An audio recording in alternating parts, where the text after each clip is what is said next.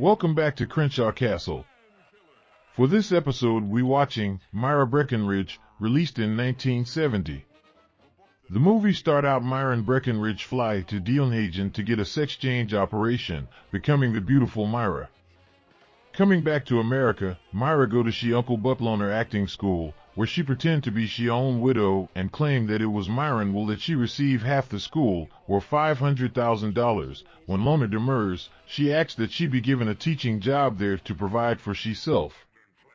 Buck don't want to but eventually agrees, whilst launching an investigation into the veracity of Myra's claim.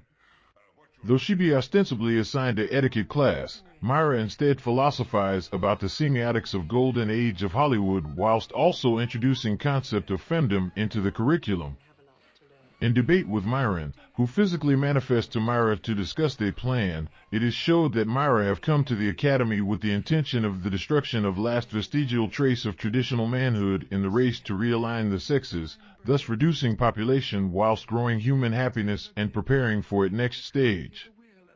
On campus, Myra become obsessed with a pair of young lovers named Rusty and Mary, and whom she believe embody all the trait of American gender norms.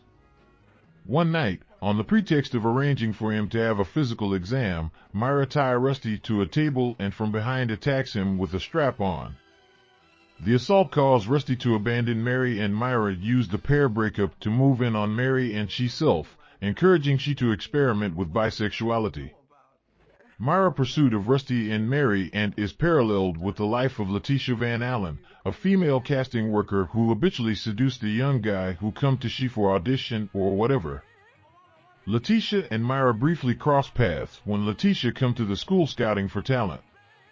Following she assault of Rusty, Myra send him to Letitia, who claim Rusty as she own lover.